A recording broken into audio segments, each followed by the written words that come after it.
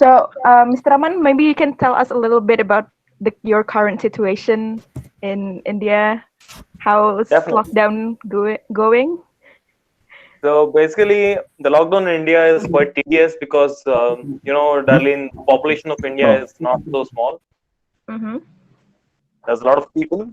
So the government is I trying see. everything they can. Yeah. Yeah, they're trying everything they can to help people get the essential goods, but also stop spread the virus. Mm-hmm. So the immediate necessity is to control the spread. So until the cure is out there, until everyone is educated about social distancing, the immediate necessity is to stop the spread. So people are trying to, lock down some areas, and we have divided the areas into green zone, red zone, orange zone. So the red zone is quite tedious. You're not allowed to go outside of your house. Mm-hmm. Green zone is not so bad. Like people in the green zone can go to work, but they have limited timings. Maybe from I morning six see. o'clock to evening 6 o'clock. So it's quite successful as of now, but it's very difficult for the public to stay at home. We are hoping the Yeah. situation will be, getting better very soon. Same thing happens in Indonesia, actually. I We, see. we, we are a very populated country, right? I Especially know. in Jakarta. It's very hard Yeah, to keep people stay inside to control I the know. spread. But I Yeah, really hope this ends very soon so that we yeah. Me can too, darling. again. Me too. Yeah. And I heard that the Indonesian capital of Jakarta is being moved to a different city. Is it true? Oh, actually, the plan earlier this year is like that, but Mhm. the cor- Now, but yeah, yeah, everything got disrupted. Corona happens. So It changed Jakarta, everything. So our so ultimate Jakarta focus, is safe now. yeah, Jakarta is still the capital. I know, I know.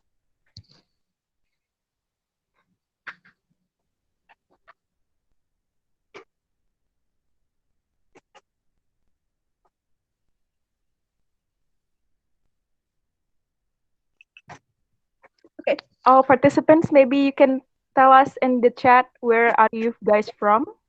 Which city in Indonesia are you guys from? Or maybe you're from abroad, another country. Tell us in the chat, please. Malang. Hello, Villa. Oh, Bali. Nice.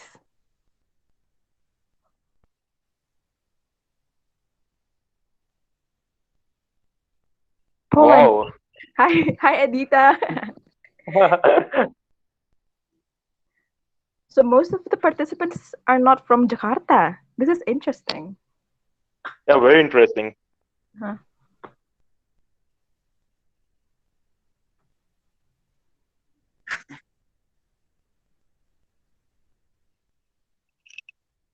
How are you guys doing?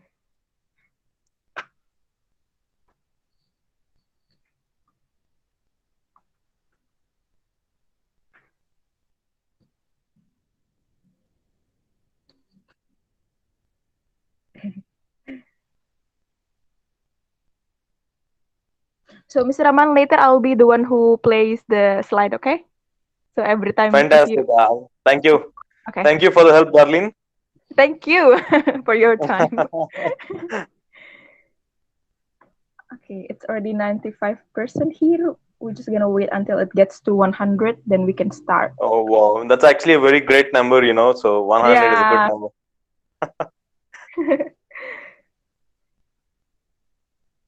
And I'm happy that, so many people are interested in this. Mm-hmm. So let's I'm not. hope, let's hope we are able to give maximum information. Mm-hmm. I wasn't expecting this much number actually. This is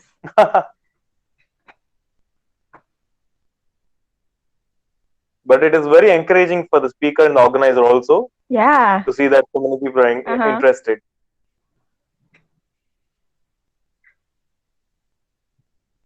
Okay, wait, let me check.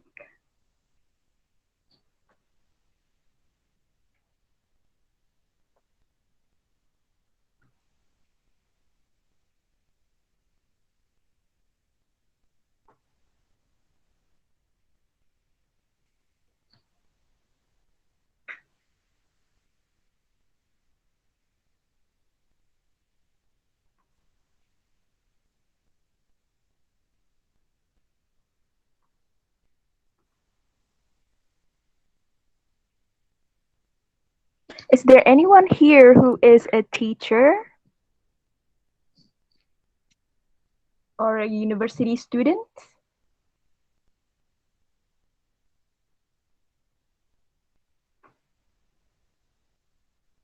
You can type 2 in the chat if you are a university student or a teacher. Actually, I'm also a student too. Oh, Yes, I'm doing my you can I'm type doing my I'm doing my masters in in business analytics in Indian 2. School of Business. Oh, I So see. actually, yeah, we are lifelong students, right? So Mhm. I'm the person who is a teacher and a student. Are you pursuing a master or PhD or So any not degree? PhD yet. So it's like a masters. So Ah, it's okay. a business. It's a business analytics. It's completely into analytics of data science, artificial intelligence. Yeah. Oh, I see. Okay.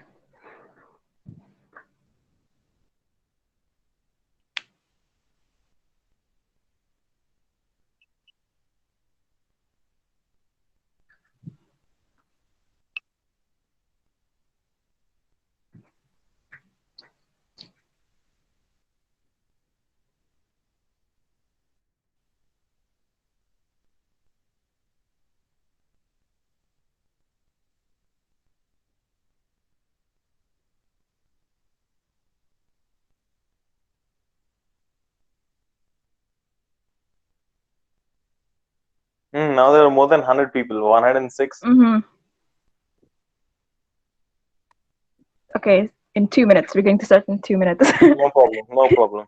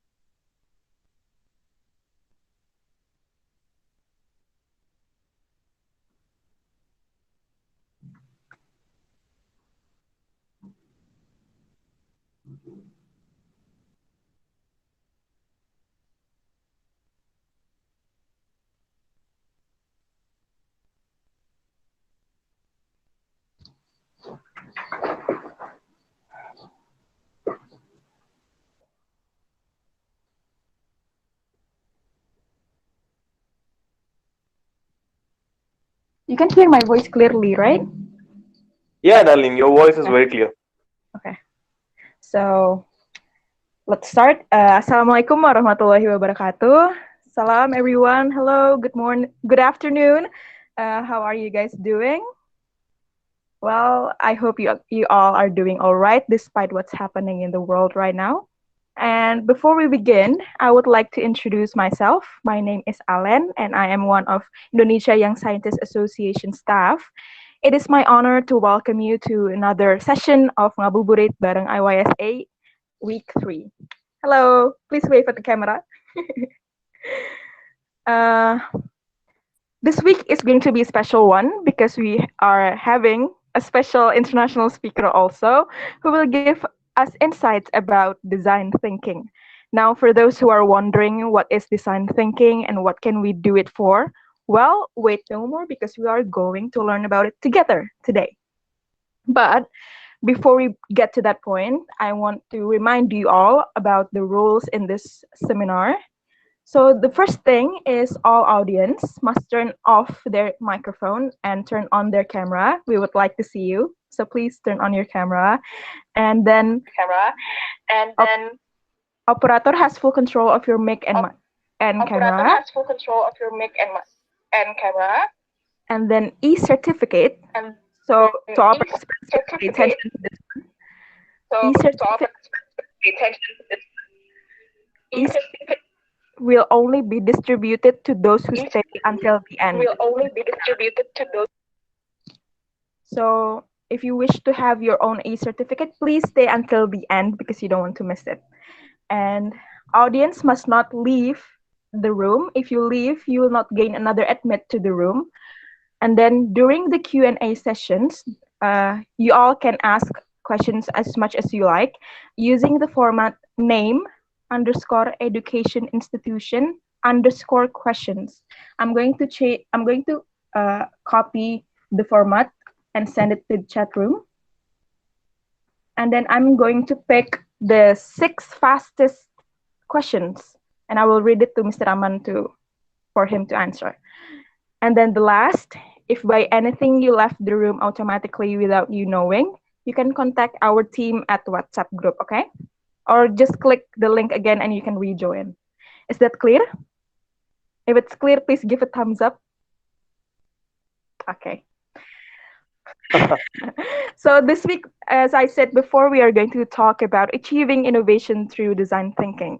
You see, in the 21st century, being creative is one of the key to excel, innovate, and achieve a lot of things. So therefore, to do that, we have to have a new way of thinking about things. And that new way of thinking, I bet it's called design thinking. Now, I would like to say hi to our wonderful speaker, Mr. Raman. Hello. Hi, Darlene. Thank you for the generous introduction. Thank you.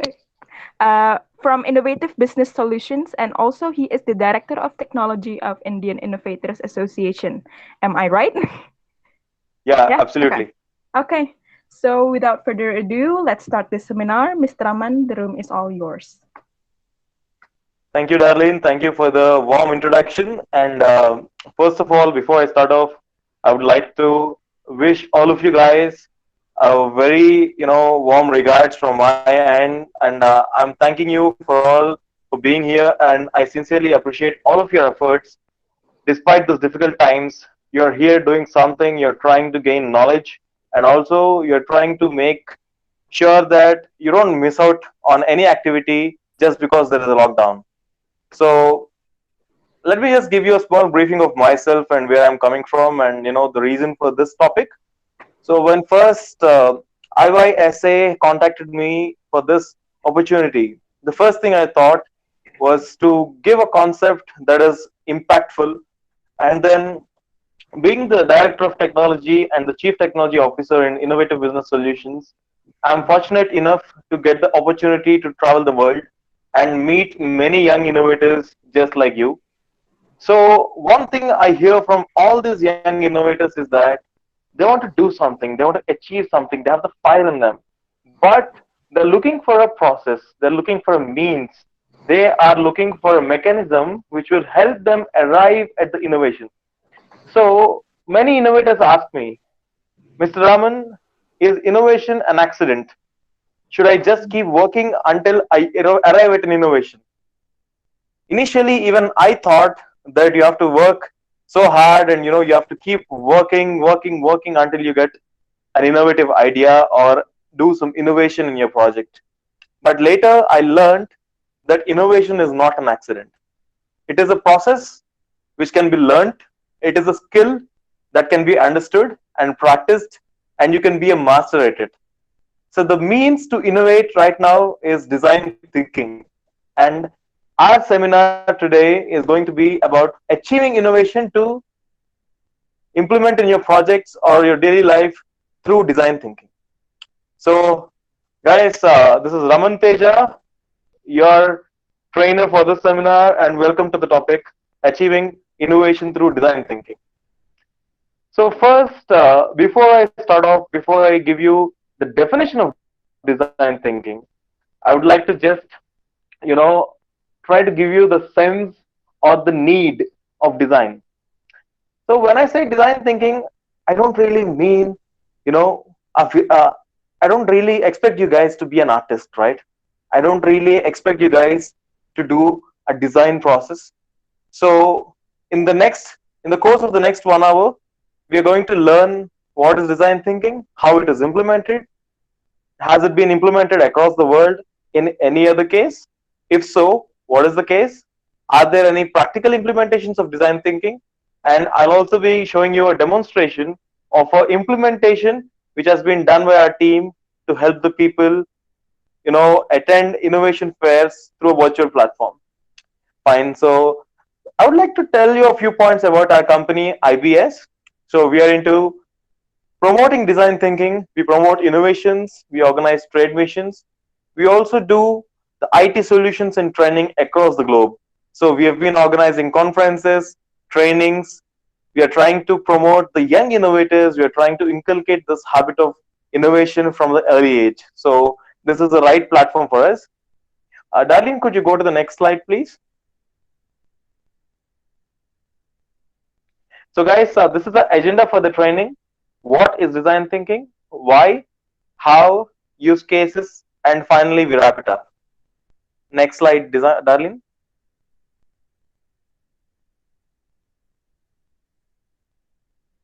Yes, guys. So, can one of you type a small line? I know that most of you may be aware or most of you may not be aware. It's not a problem. But can one of you type a small line about what you understand? Just one sentence. So when I say design thinking, what is it you understand? It doesn't matter you know it or not. Can you just type a small line? We'll just take 30 seconds to collect your responses. One of you, or can any one of you tell me what it is?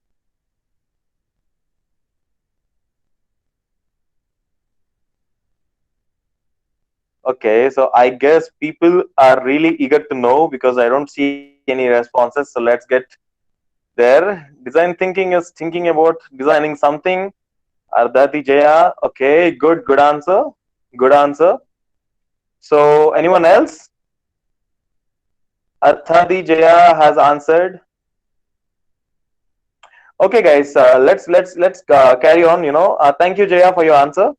So, darling, could you please switch to the next slide? Yes. So, guys, when I say design thinking, I'm talking about the sense of the flow of things or a process. For example, you go to have a dinner, right? On your dining table, you have a plate, you have a spoon, you have a fork, you have a glass. So, did you observe something about the placement of different things on your dining table? Have you ever thought why the four spoons and the forks are set in certain fashion? Have you ever thought why the glass is put towards the right? Because many people here are right-handers, right? There are very few left-handers.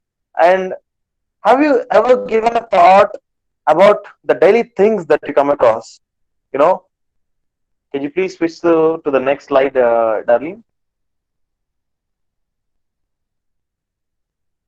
So now that you guys are from education background, you're all studying, you're all aware of the definitions that your teachers give you, right? So your teachers are giving you a definition of every important concept in your subject, and here's the definition for design thinking. So this is something that you would find in a textbook. Design thinking is a skill that allows a designer to align what people want. Listen to me again, guys, carefully. What people want with what can be done, produce a viable business strategy that creates customer value. So when I say what people want, I see most of the innovators and inventors working on ideas that they know, right? And then they're trying to promote what they have. For example, I've met a child who was 10 years old.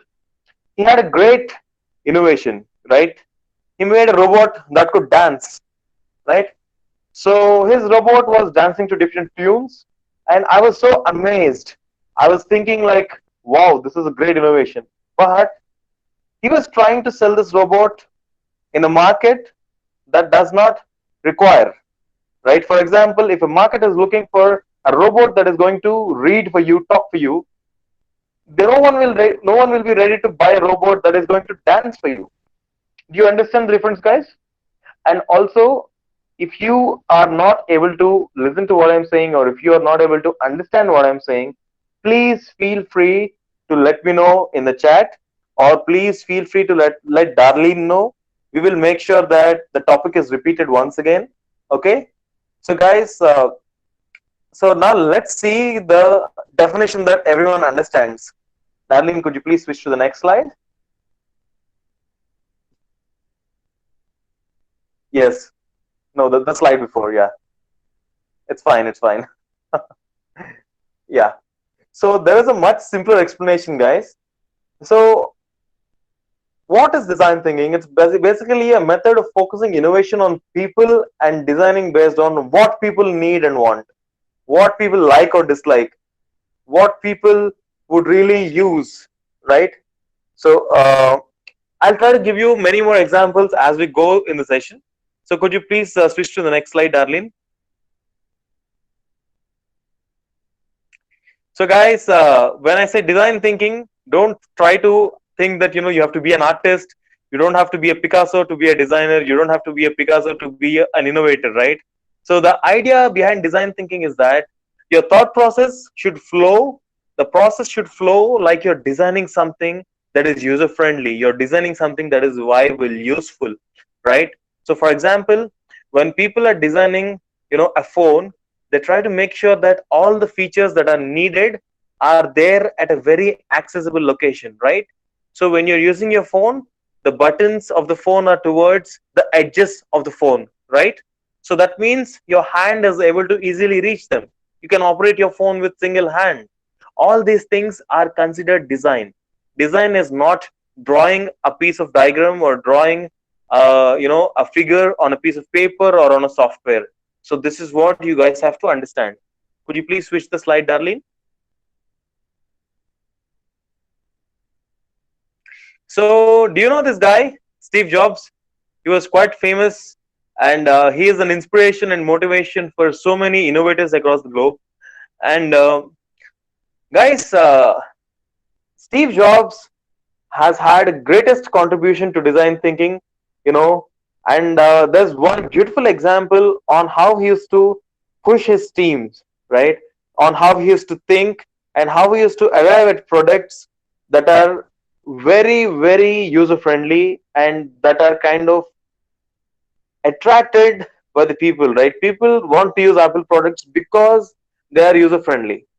So in one situation, when the iPod, so people of this age, they know iPhones, but when I was a kid, when Apple was starting to produce devices, iPods were very famous. iPods were these devices on which we used to play music. So anyone who is of my age, who is in their mid 20s, will be knowing this. So when iPod was first invented, Steve Jobs wanted it to be in the most sleek fashion possible. So Steve Jobs had been using this Walkman. Walkman was something which previous generations used. They used to have a cassette, right? And Steve Jobs wanted it to be as thin as possible, right? And when the team has brought one version of iPod to Steve Jobs, what he did was he asked the team if the version of iPod that they have is really the best possible version, or was there any gap in between? So the team said, sir, this is the best version. It is the very slim version. We cannot make it smaller. And then Steve Jobs took the iPod, he dropped it in an aquarium. It was the first model of iPod and he dropped it in an aquarium. And the team was shocked. They were trying to see why has Steve Jobs dropped this wonderful innovation of us? Like, we worked so hard for this and he dropped it in an aquarium. And to the team's surprise, everyone saw some air bubbles coming out of the iPod, right? So when he put it in aquarium, there were some air bubbles coming out. So Steve Jobs told that, guys, there is some space inside because there are air bubbles. So go make it much sleek. So the idea here is that Steve Jobs understood what people want. He knew that people wanted a very slim and sleek device to play music, which is not bulky, and that is the reason he was able to think in terms of design, and he was able to produce one of the most successful products, right? So this is the intention behind design thinking. So Darlene, could you please switch to the next slide? So guys,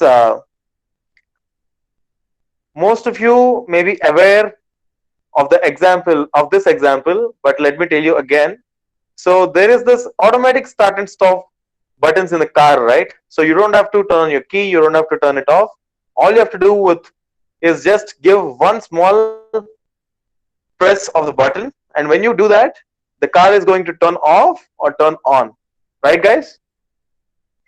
So the idea behind this design was, when you make things easy for people, when you're making it easy for people to switch on or switch off your car, people are doing it, and while they're doing it, they're trying to see that they're saving fuel, right? So if you're stuck, for example, you're from Jakarta, you know that you're stuck in traffic for quite long, because I've been in Jakarta before. I know that there's huge traffic just like India.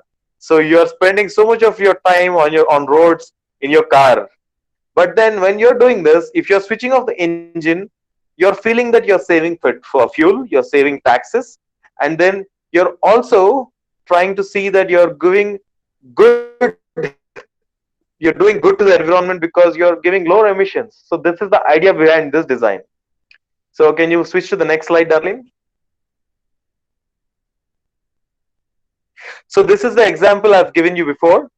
So if you observe the placement of different objects on your dining table, right, you can still find the design. So you see that the placement of the objects is in the order of use, right? So example, the forks go to the left side and the knives and spoons are on the right side, right? Because most of us are right-handers, right? And then, yeah, the only the utensils you are used are put on the table, right? And if you see here, there is no soup, so there is no soup spoon, right? So it means that everything in your life is being done through a design process. Could you please switch to the next slide, Darlene?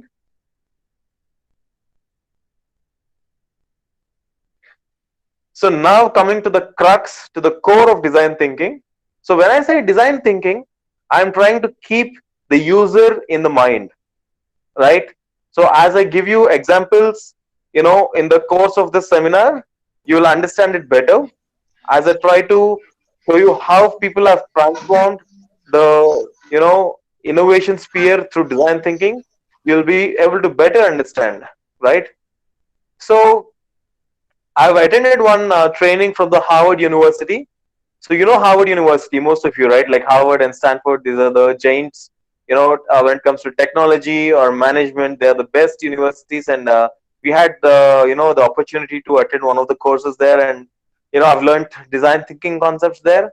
So during this, we were taught that design thinking is a process that focuses on how the user is going to interact. For example, you guys are designing a wallet.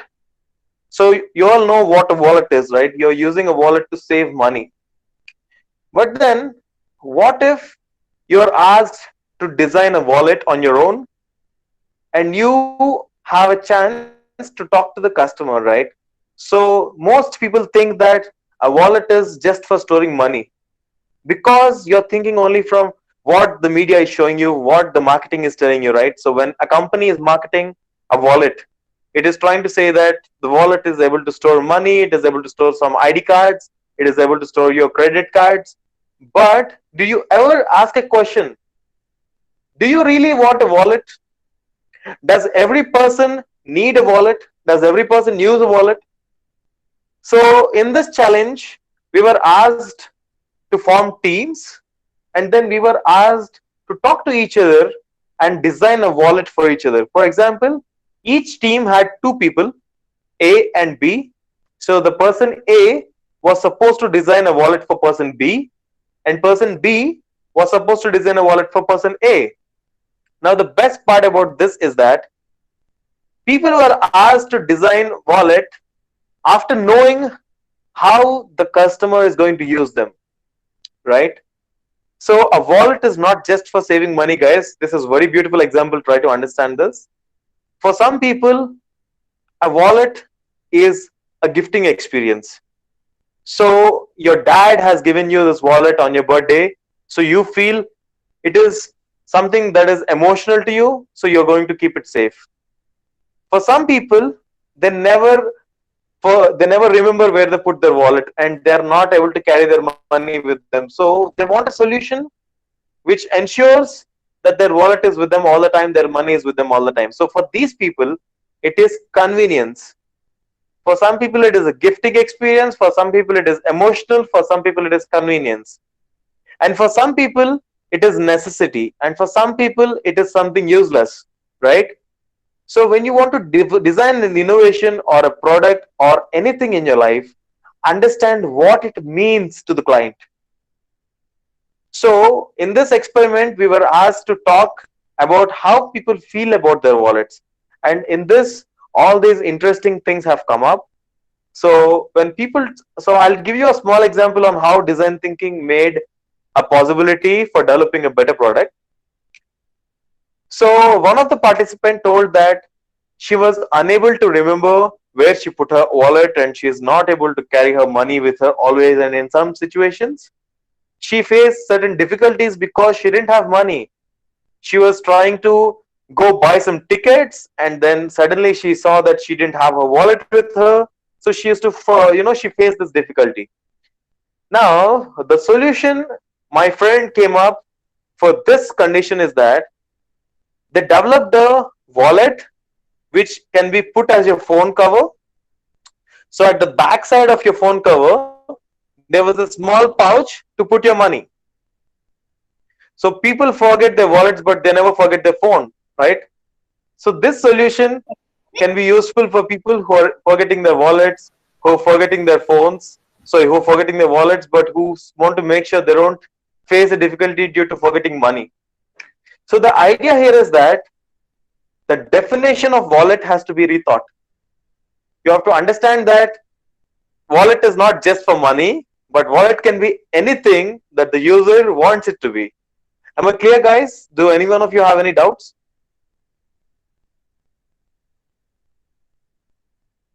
Okay, I have some questions here. How to present design thinking and learning process. Fila, Prasit, yeah. So, guys, what I will do is that as soon as I finish the session, in the first half an hour, there's a question answer session. So I'll take all these questions. That's a fantastic question.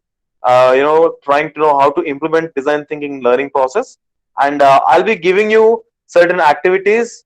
We usually do this design thinking training, for a week, for 1 week, and for 40 hours, 80 hours.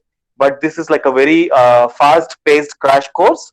So during this seminar, I'll try to give a few activities which will open up the mind to implement this design thinking, and to make students get the flavor and the essence of design thinking. So one activity we do is that we are asked to pick a daily life object, and then we are introduced to the concept of convergent and divergent thinking, right? So there is this beautiful concept of convergent and divergent thinking where we are given an object. For example, I'm given a shoe, right? And people ask me, what can I do with a shoe other than what it is being designed for? So guys, what is a shoe designed for? It is designed to wear, right? It is designed to wear on your foot. It is designed to protect you, like, while you walk. So this is what a shoe is designed for. But people ask me, when people ask me what it can be used for, can someone come up with a implementation or use of shoe other than just wearing for your foot? Any crazy idea. It doesn't have to be something that makes sense, right? I want to make you understand that there are many possibilities which we don't consider on a day-to-day basis. We try to stop our creative thinking by asking ourselves too many questions. We ask ourselves if it is possible, if it is practical, if it is useful, and we stop the thinking itself. Wow. I have an answer already. So Alwan Hanif is saying shoe can be used as a door blocker. That's a great answer. Fantastic, guys. So let me give you more applications of shoe. So you can actually put a small plant in a shoe, and you can tie it, right? And you can actually put a shoe. You can actually put a shoe as a stopper for the door, like one of the participants has told, right? And also you can use this shoe to your hands, and you can actually try to use it for your woodwork like a hammer, right? You can use the shoe as a weight for something from flying off due to in the air. It can be any application. So when I say shoe, it doesn't mean you're going to use this shoe in every of your innovation, right? It doesn't mean you're going to use this, what examples in all your innovations. These examples don't have to make sense from a practical standpoint. These examples ensure, these examples try to communicate to you that there is much more to every individual object. Like there's much more to application and the possibilities of every individual object you find in your day-to-day life, and we often try to restrict our thought process. Darlene, can you please switch to the next slide?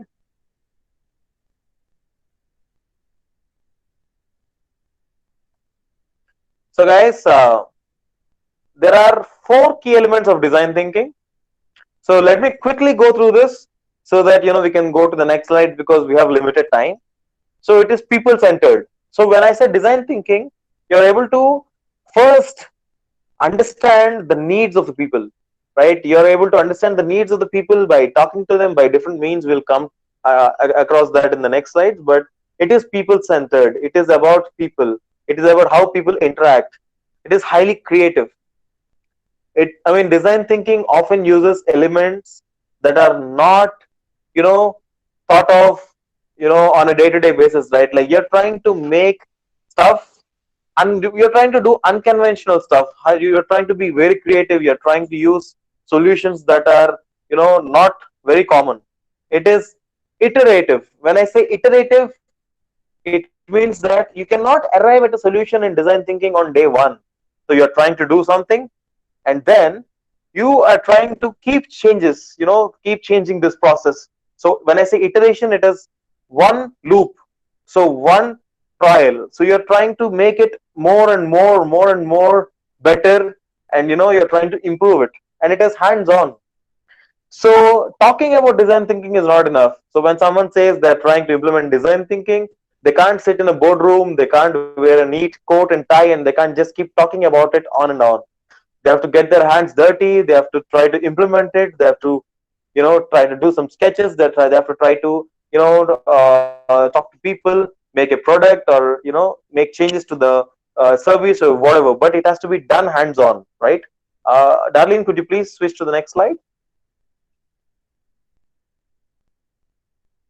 Guys, so the very famous company Google has designed something called as a Google sprint process. So if you see in the last slide, I told you that design thinking is iterative. So Google says that if you have an idea, right, there is something called as a sprint process where you build, launch, and learn. So you are doing this process on and on until the customers or the people who are benefiting from this process are satisfied, right? So you learn, you build, you launch, and then you learn. So when I say when I say idea, it can be any idea. For example, someone wants to solve a problem of environmental pollution, and then they build something, right? So one of my students, he tried to build a device that can be put to the exhaust of vehicles to reduce the pollution. And launch, when I say launch, it is trying to take this idea, take your innovation into the market, into the people, give it to the real customer. Learn. So when you give it to the real customer, the customer is giving you feedback. They say that this is good, this is bad, this is not so great, this is okay, this is fantastic, and they say that all this is good, but maybe if you make this small change to this, it will be even better, right? So then you learn and you make this process even better, right? So this is the Google sprint cycle. Darlene, could you switch the slide?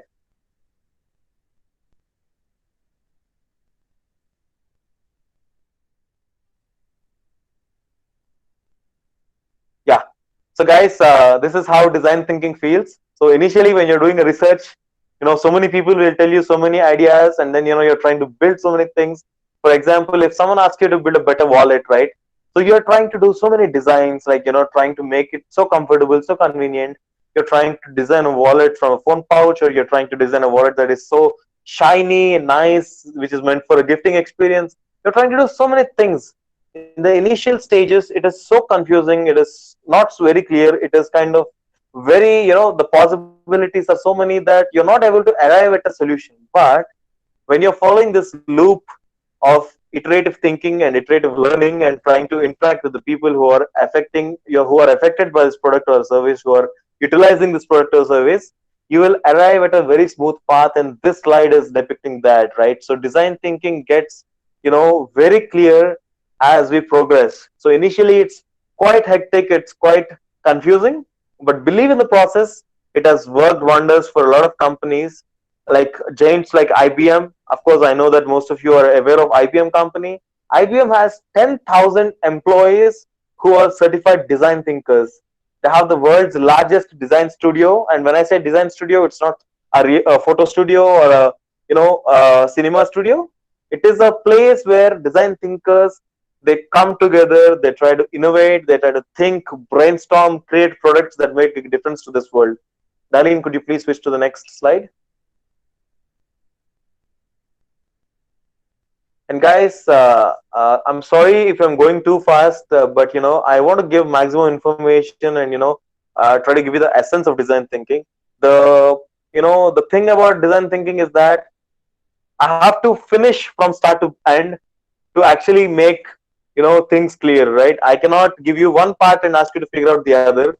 So please excuse me if I'm going a bit fast, but I'm sure that you guys will catch up, and I'm sure that you guys will understand this. And even after this session, you can always write a mail, you can always get in touch with Darlene and drop a mail to us, and I would be more than happy to clarify your doubts. So coming to this slide, getting back to the session, how do we apply design thinking, right? So I told you that design thinking is a skill that can be learned, it's a knowledge that can be acquired, is a skill that can be practiced, and in which you can become a master, right? So let us go to the process, a very standard process, right, designed by the best universities of the world. So Darlene, could you switch to the next slide? Yeah. So also, when you want to know how it can be implemented, you should also know when it can be useful, right? Design thinking is really excellent. It's a great way to arrive at innovations. But for example, your father owns a business and he wants to see, you know, what is the best way to buy a new company or acquire a new company or trying to sell his shares. You cannot ask your father to do design thinking and come at a solution, right? So for some problems, for some applications in your life, design thinking is not so good, but for some applications it is great. So now let's see in which areas design thinking can be applied and in which areas it is not so convenient to apply design thinking and not so advisable. So Darlene, next slide please.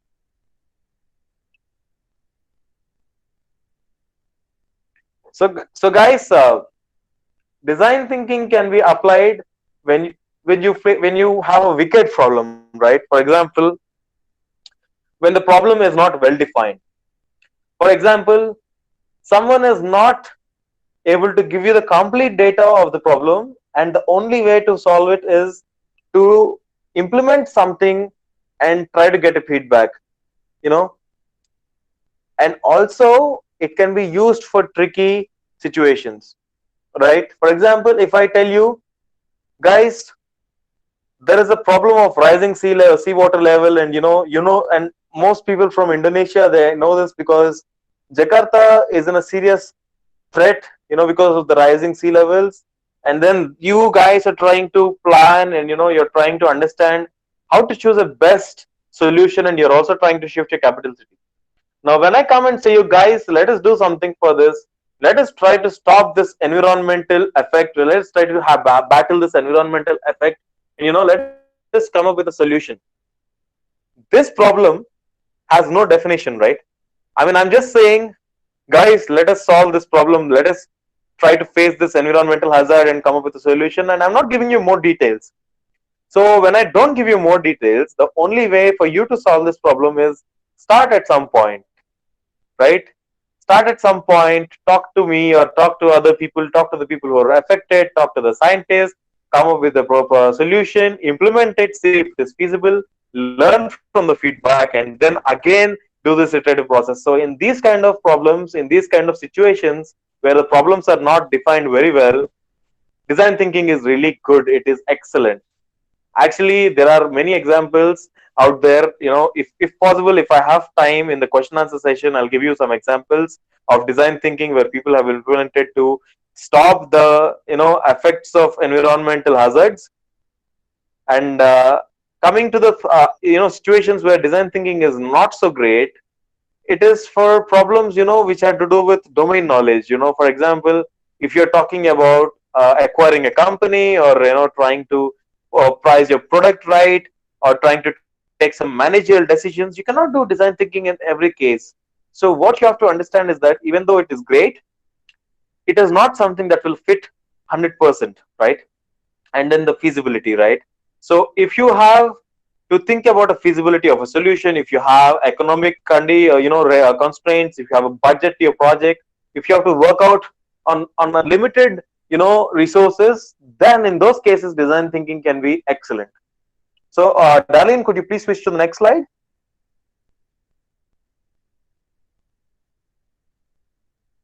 So guys, so this beautiful graphic explains you how the innovation is born. So if you are talking about people only, it is called desirability. It means people want to buy your product.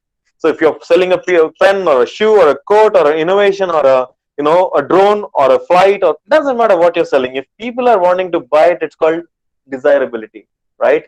And when business is happening because of your product, or business is able to, your product is able to make some money for you in business, it's called viable.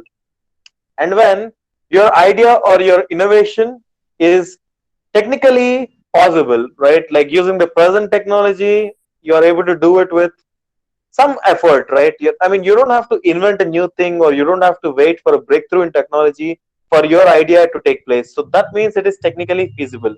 So when all these three things happen, when your idea is feasible technically, when people would really like to buy your product, or when people would really like to make some business for your product, and when your product is wanting to, when your product has the power to reach to people when they are willing to use it, that sweet spot right there in the center is called innovation. So that is where you're trying to arrive through design thinking. Can you switch to the next slide, Darlene? So guys, now that you know what is design thinking, now that you know why design thinking, now let's see the design thinking process. Darlene, next slide, please.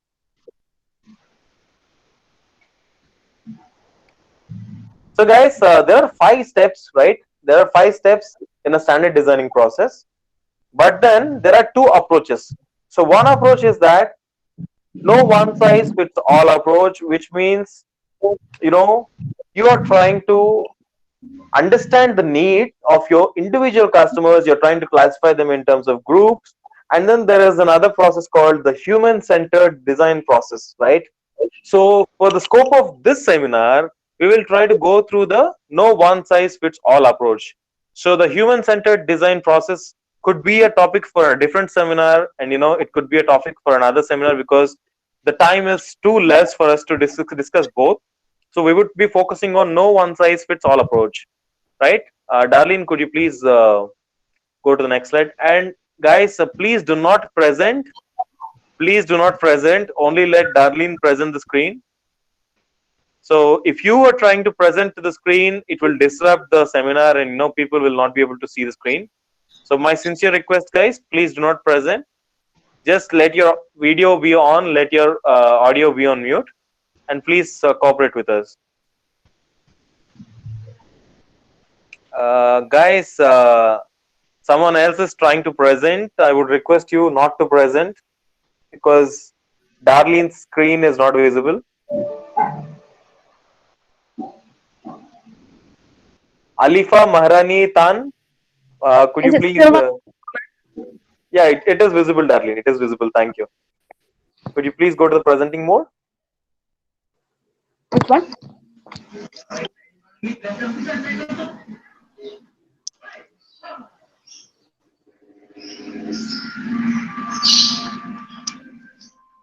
I'm able to see Dinda Yuliati's screen. Yeah.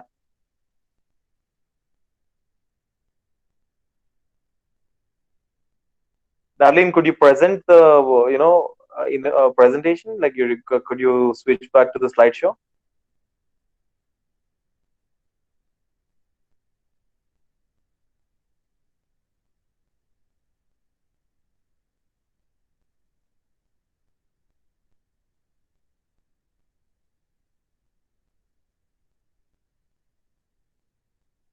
Yeah. Thank you. Thank you. I mean, I'm able to see the screen. Yeah. So, guys, this is the five-step process of design thinking. The first step is that you empathize. So, when I say empathize, it means that you understand the problem, right? Don't try to solve a problem based on what you want to do. Try to understand what the real need is. Try to understand what people want. Don't try to give what you have. So if a person is facing a problem, trying to breathe in pollution, for example, pollution is a huge problem, right? So a person is facing a problem trying to breathe in pollution, and then this person also has an eyesight problem, right? So when a person has to wear glasses and he's wearing a mask, the moisture from his, from breathing in and out will cause a glare on his mask, on his glasses, and he won't be able to see anything, right? All the people who are wearing glasses know this problem. When you're wearing a mask and when you have eyeglasses, it is so difficult for you. And Darlene there is smiling because she knows this problem, right? So if you say that, okay, so there is pollution and designing a mask is all you need for solving this problem, that is wrong, because you should see what people really want. You should see what people really need. And in during this corona time, during this COVID-19 crisis, did you consider what would happen to people who are not able to talk, who are able to communicate only based on sign language, the people who are differently able, the people who are physically challenged? So a few innovators across the globe, they use this design thinking approach. They tried to build masks which have an plastic opening in your at your mouth area, so that the people who are not able to talk and who are using sign language can still communicate, right? So that is the beauty of design thinking. The first step is empathize, are trying to understand what people really want. Second step is define. So for example, you want to design a mask for the people who are wearing glasses. What is it that you want to do, right? So you want to define the problem. So you're saying that my problem statement is to design a mask which will not create glare on the glasses of the people who are wearing it, right? So that is to be defined very clearly. So the clearer your problem is, the faster your solution will be. I'm not saying that if your problem statement does not define clearly, you won't arrive at a solution. It will only take longer time, right? If you don't know what you want, you will try to keep working on things that may not be required, and you might end up in spending a lot more time than what it actually takes. And the third step is ideate. In this third step comes the various brainstorming options, sketching, prototyping, followed by ideating. And this fourth step is prototyping, right? And in this step is where you get your hands dirty. Like, you try to build something, you try to build a prototype, you try to build a product out of it, you try to put some quick prototypes in place with the products available, with the material available around you. You're not really waiting to make a sophisticated product in the initial stage of prototyping. You're trying to make something to test your concept, right? So for example, when I say build a mask, I don't want you to go to buy a material that is, like medically sanitized material, the materials which have sanitization in the process of manufacturing. No, I don't want you to go do all that. What I want to do is pick a handkerchief around you, try to make a mask out of it, try to test the concept, and then as you progress in the process, improve the materials, improve the look and feel, improve what you want to do with it, right? Improve everything, every aspect in a stage-wise manner. And the final step is testing. So when you build the prototype, when you are satisfied, give it to the customer, give it to the client, give it to the end user, let them use it, give them feedback. And if you see, the arrow in this diagram is coming back to empathize. So that means that you are learning from the customer, you're trying to take the feedback, you're trying to understand how it is, what it means to them. Like, what is it useful? Is it something that they would use on a daily basis, or is it something that they don't find useful, or is there any feedback that they want to give, and then you repeat this process again. Sometimes you omit a few steps. For example, after you empathize, and if it is not really different from the defined problem definition and ideation, you simply go to the prototyping step, right? So guys, I don't expect you to become a design thinking expert in this seminar, right? Like, what all I'm trying to do is trying to give you guys a essence, of design thinking. So if you're not able to understand a few concepts, it's okay. Please feel free to write to us. Please feel free to ask. Darlene, could you please switch to the next slide? Yeah. So what I told you, right, like in the previous examples, like empathize. So when you want to empathize, when you want to understand, there are three steps, right? Observe, engage, and listen, right? So observe what users are doing and engage with them, talk to them, make conversations, listen to them. So when I say listen to people, I'm saying that try to understand, try to understand what they really want. Like, listening is understanding, right? Darlene, next slide, please. And the second step, define, right? So in this step, you try to get in touch with, with the user, develop an understanding. You try to understand their needs. What do the user want, right? And then you try to give some insights of this, right? So when I say insight, what does it actually mean in terms of technicality, in terms of designing, in terms of development, right? Darlene, could you please switch to the next slide? Thank you, Daniel. So this is ideate. So in this, you're trying to be creative. You're trying to be getting the group synergy. You're trying to evaluate, right? So when I say creative, you're trying to think out of the box. So in the shoe example I gave you, I'm trying to ask you, what can the shoe be used for other than just wearing it on your foot, right? So you are saying that a shoe can be used for a door stopper. Some people told me shoe can be used to generate energy, and some people told me it can be used as a paperweight. It can be used as anything. But this is the stage where you bring out the creativity in you, bring out the creator in you, and then you go to the group synergy, right? So you guys are working on group in a group, and you're trying to brainstorming among each other. You're trying to get ideas. You're trying to understand. Trying to understand a new perspective brought in by a team member or by a group member, and then you evaluate. So once you get this idea, you evaluate it, like, how good is this idea? How feasible is this? Right? Next slide, please, Darlene. So this is the prototyping stage. So in the prototyping stage, you actually start building, right? You make a storyboard. So guys, if you don't know what a storyboard is, I would suggest after the session you go to Google and type storyboard. It's a beautiful way of creating a scenario where you're trying to see how the interaction is happening with your innovation. For example, you're building a solar powered drone. So you're trying to see how physical environment and your innovation are interacting. What is the end use of your interaction? It's a very graphic way of depicting it so that you have an understanding, right? So this is where you start building and storyboarding. Next slide, please, Darlene. So this, guys, is the final step. So this is where you test your innovation. You actually show it to the people who are going to use it, and then you create an experience, right? So when you guys do design and innovation tomorrow, like you're trying to build something, I don't want you to sell a product, right? I want you to sell an experience. I want you to sell a value. For example, if some guy is saying that, okay, I'm building a mask, and some guy is saying that I am building something that will protect you from coronavirus, which statement is more powerful? Like, is a mask important or protection from coronavirus is important? Protection is important, right? So it doesn't matter if you build a mask or not, right? So what you have to build is a protection. Your product, your innovation, your service have to deliver the experience. It has to deliver the value. How you do it is a different story, right? So a mask can be applicable in some cases. In some cases, it has to be a sanitizer. In some cases, it has to be a complete protection gear. In some cases, it has to be social distancing.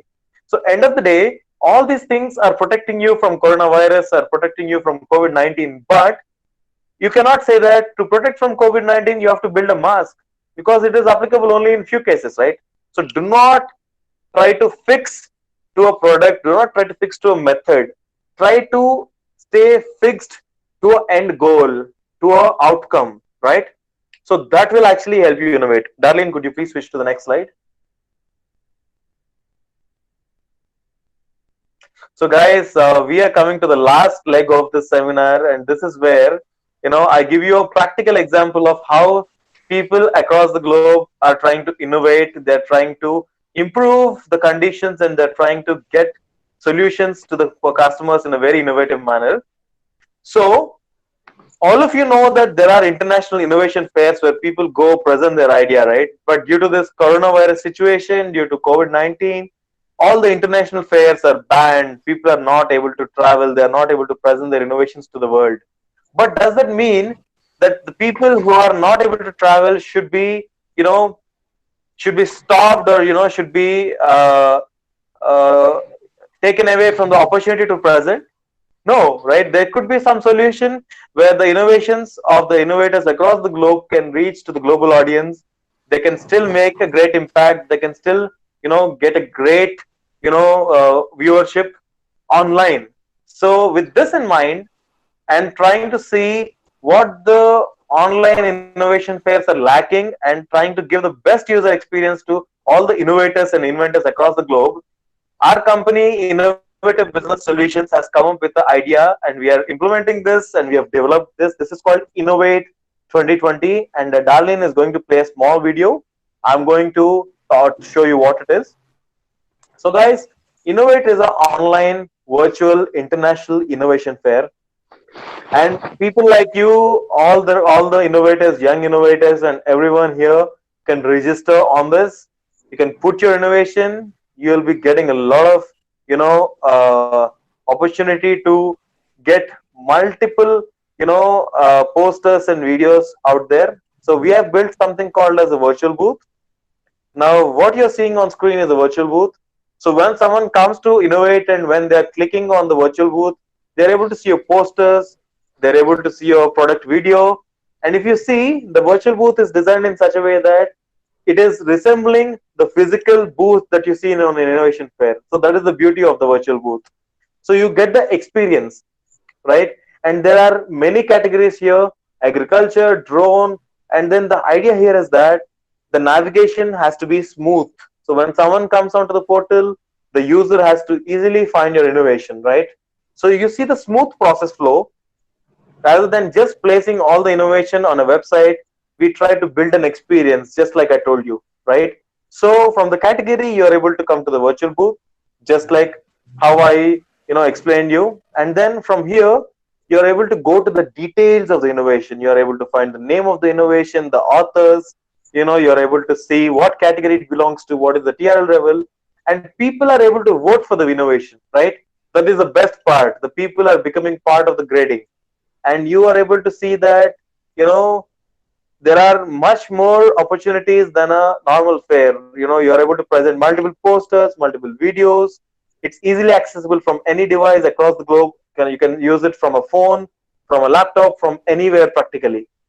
And if you see about the event, so Innovate is a unique platform for all the innovators out there to tackle the situation right now. And it has done, it has been designed with three unique things. It is a global platform, it has a virtual innovation fair, and it is having online presentation mode. And you will be getting all these fantastic awards and digital certificates. And the people who are part of Innovate are getting a free, the winners, the top 10 contestants and the top 3 contestants are getting so many important, so many beneficial awards. Like, you will get a free registration for the India Innovation event. You'll get a free registration for our future conferences. You will get a free, option to publicize your innovation on our social media handles. And like I told you guys, this is something that has to do with the experience. We are not trying to build some poor platform so that you can upload your poster and you can get a recognition. We are trying to make the physical innovation fair transform into a digital entity.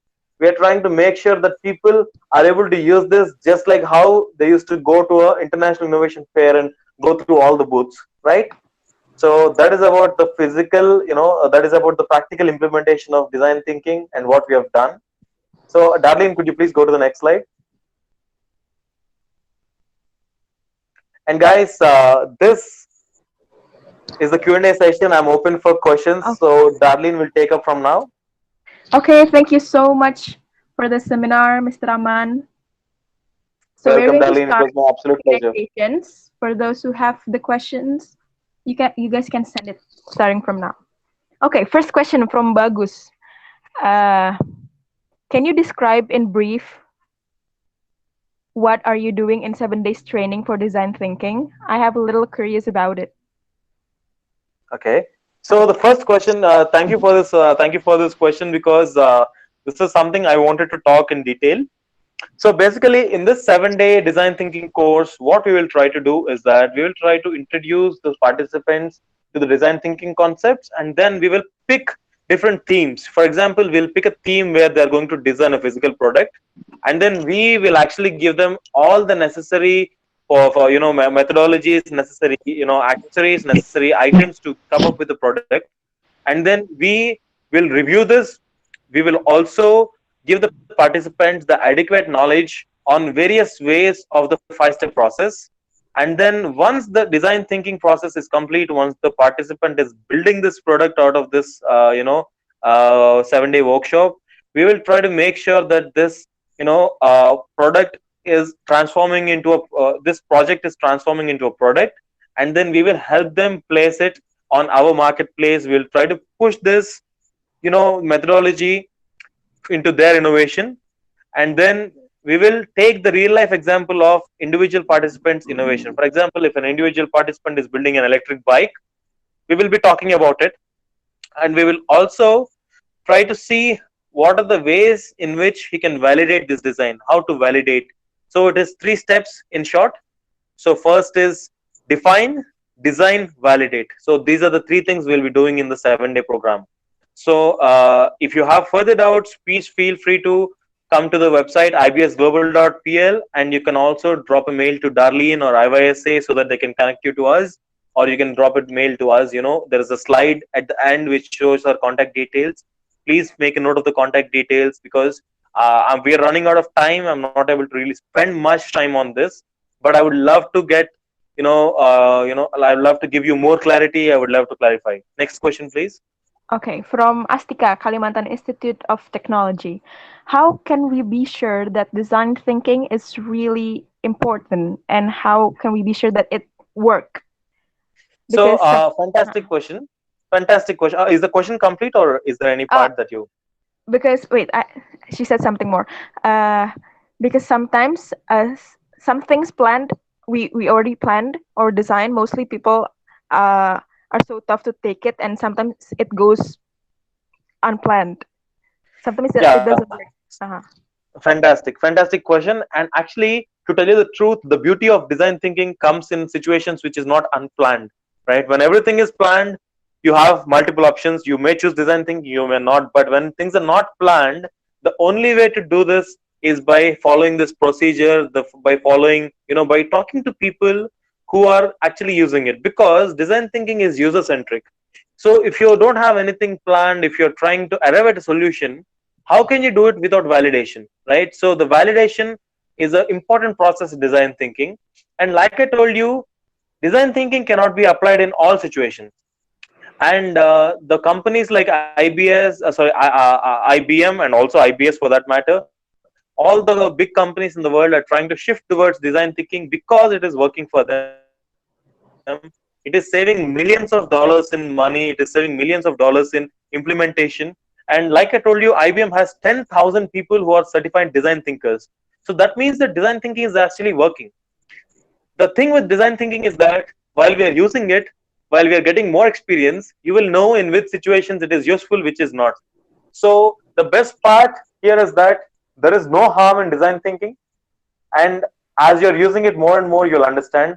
And what I have seen is that especially when it comes to innovation, when it comes to creative fields, design thinking has been working so well. So from my personal experience, I can assure you that whenever there is a need to work with critical situations, whenever there is a need to do more with a lot of constraints, design thinking is giving great results.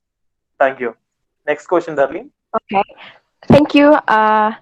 Next question is from Agus Dwi Milniadi, University of Jember. Some people might find it difficult to think creatively. Then what are the small things in our life that can support us to think creatively? Fantastic question. I'm so happy that you asked. So, just like how we discussed in the beginning, right? So, creative thinking is something that can be learned, it's a skill. So, the easiest way to start creative thinking is one of the exercises that we do in our workshop and in the 7-day training. So, in the 7-day training, we do many exercises, but there is some exercise, that I already told you. Start to practice divergent thinking. Pick one object in your home every day. For example, pick a table, pick a shoe, pick a phone, pick a bat, whatever you find around you, and try to note down different ways of using it other than what it was meant to be. For example, you are picking, a phone, right? You're trying to use your phone, to throw at something. You're trying to use your phone to as a paperweight. You're trying to use the phone as a mirror, right? You're trying to use a phone for things that it was not designed for. So that means you're already creative.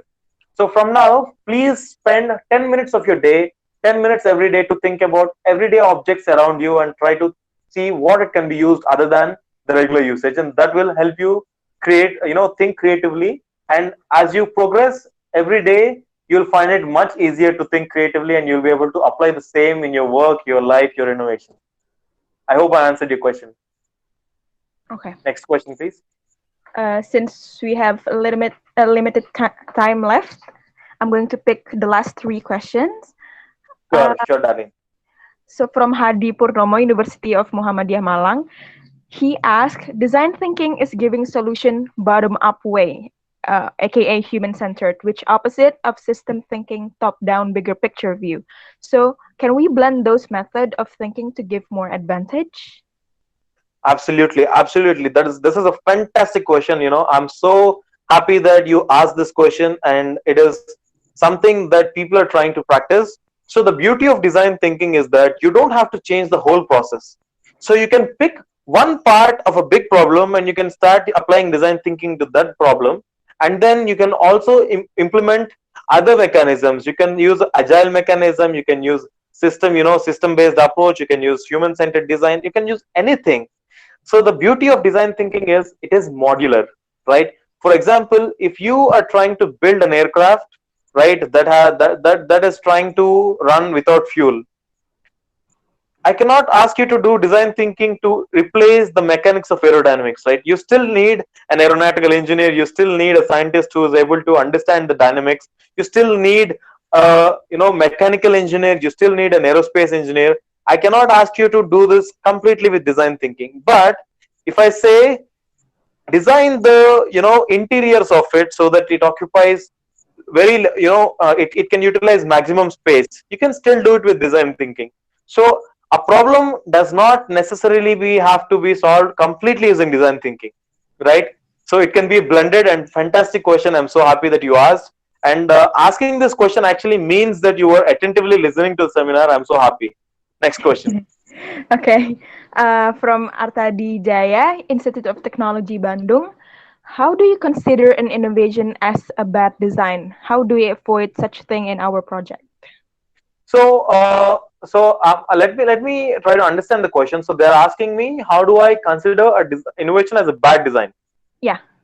Okay, fantastic. So it's a wonderful question. So anything is a bad design which people don't use, right? For example, you're making an innovation for people, or you're making an innovation to solve a problem, and if your problem is not solved, it's a bad design.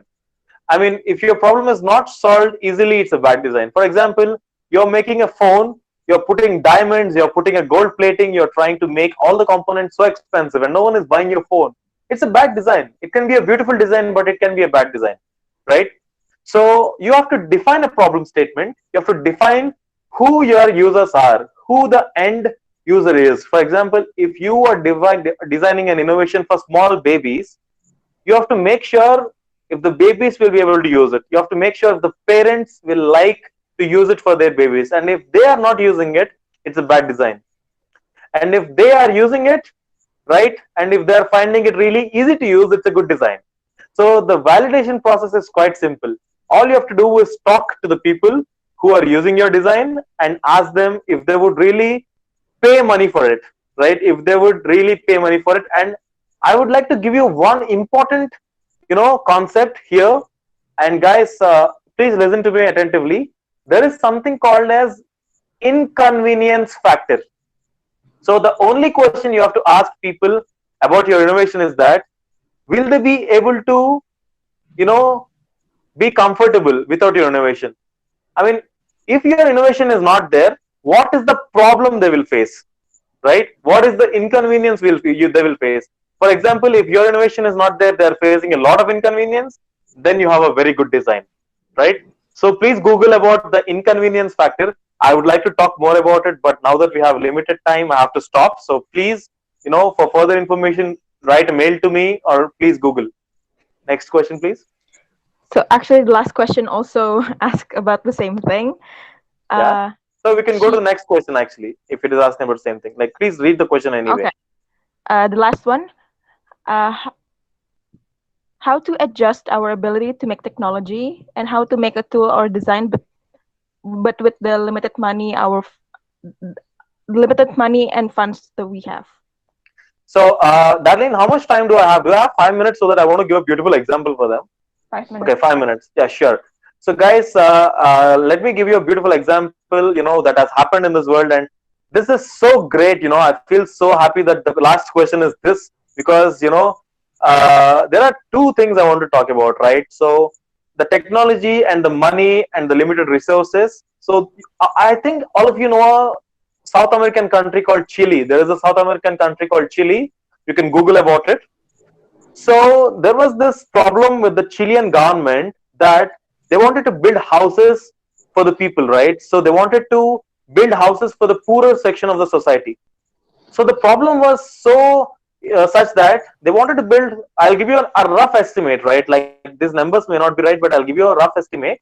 So they wanted to build 1,000 houses, but they had money to build only 500 houses, right?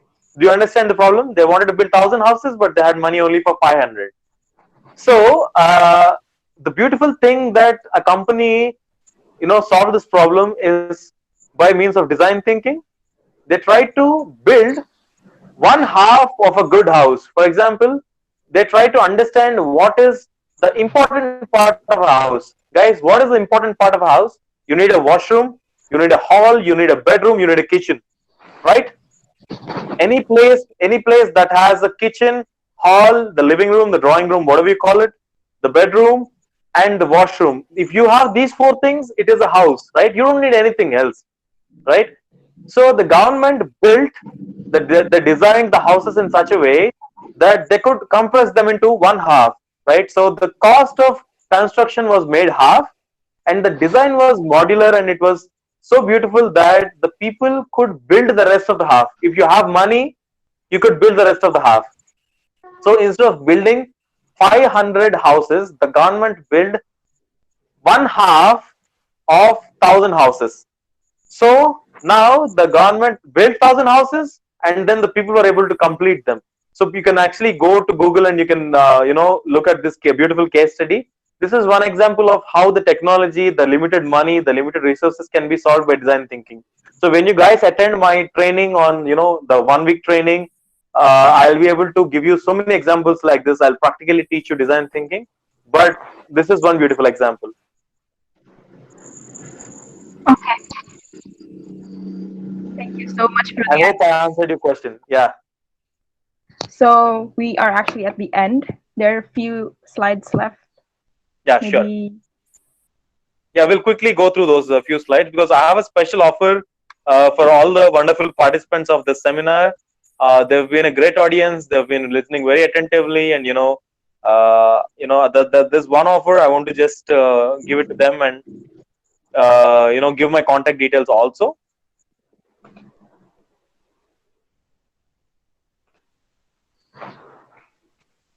Yeah. So guys, there's this offer for all the attendants, right? So all the attendants of this seminar right now, all the participants, if you're an innovator, if you're an inventor, if you want to participate in Innovate, you have a special discount just for you. So please get in touch with IYSA, Mr. Danny Iravan. He's a wonderful person. He's my great friend. And please get in touch with Darlene or Mr. Denny, right? And then you can Yeah. also visit our website, Innovate. And Darlene would like to talk more about you regarding the special discount. So for those who are interested to join this program, you can contact uh, through WhatsApp. You can contact me or visit www.iysa.or.id for more information. Fantastic. Fantastic, guys. And here comes my contact details, right? Like you can reach out to me through these details. You can reach out. You can also come to my our company website, IBS Global. You can fill out the contact form, or you can reach out to my dear friend, Mr. Denny, or you can reach out to the very helpful Darlene, because you can reach out to any one of them, and I'll try to make sure that your questions are answered, because this time was very limited. 1 hour was not really sufficient. So these are the contact detail, guys, and I hope you note them down. And the last slide. So I'm waving goodbye. Yeah, it's a. I'm. Thank you for being a great audience. I always find a lot of pleasure talking about this concept and trying to share my knowledge. And in fact, whenever I do this session, I learn a lot. Right. So no one can say that they know everything, and I learn a lot from you guys. Thank you for being a great audience. Thank you, Okay. Darlene. You've been Yeah. a excellent presenter. You've helped me with the slide. Thank you so much. Thank you so much for your time. My pleasure. Before we end the session, I have an important notice to all to all participants. I'm sorry, to all Sure. participants. Please fill in this link I'm about to send to claim your e-certificate. So, want to have their e-certificates? Please fill up this link I sent in the group chat. So don't Thank you. forget, please. And then I have some announcement also, since during this pandemic, it's kind of uh, holding us down in international competitions and others. But don't worry, IYSA is still here, giving, oh no, holding online competitions that you all can join. There are some competitions that you can join. That is, first, it's called YNSF. It's a national competitions for Indonesian participants, and then one from Japan, MISA. All those competitions you can find out more in our Instagram at IYSA_official. So I guess this is it. Thank you so much, Thank you, Mr. Darlene. Thank you so much. And Darlene, I have one last request. Maybe the participants can send their wonderful feedback, because I would also like to implement design thinking in my seminars. So I would like to learn from them, get their feedback. So Okay. maybe if they can give their feedback, they can always write to us, write to you. Maybe send an Mhm. audio recording, video recording. It would be very helpful for us for the future session. Okay. Don't worry, I will do that. Thank you, Darlene. Thank you so Okay. much. It was a pleasure talking. My pleasure. So this is it. Thank you so. This is the end of the Smart. For participants, thank you so much for joining us. Please, you may leave the room after you fill in the link. Thank you so much for being here, and see you in another session of Ngabuburit Bareng ISA. Bye bye. Thank you, guys. Take care. See you soon. Bye. Have a good day. Good day to you too, Darlene. Bye. Bye bye.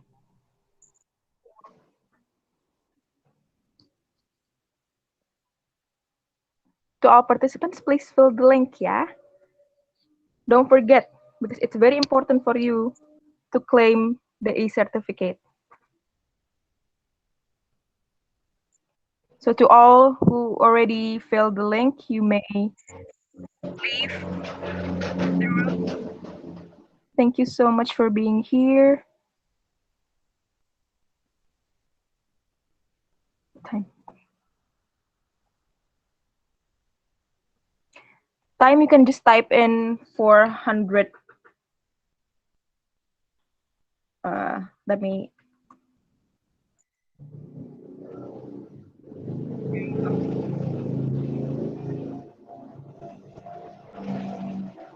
Oh,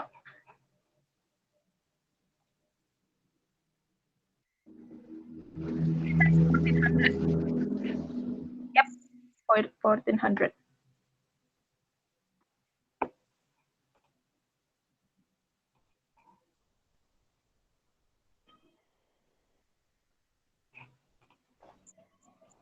Write, type your first name, and then last name, and then middle name.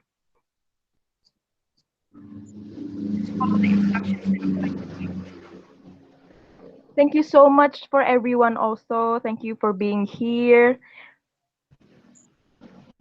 It's really wonderful to see you all. Don't forget to join in another session next week, okay?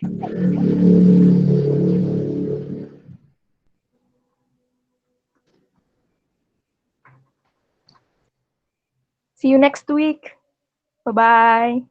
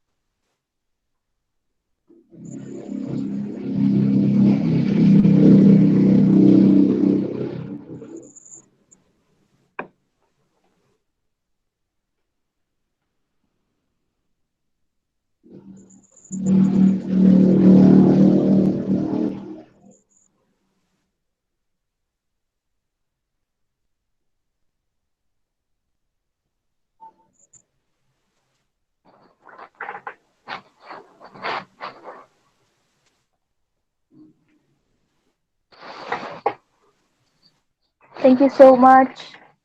Bye-bye.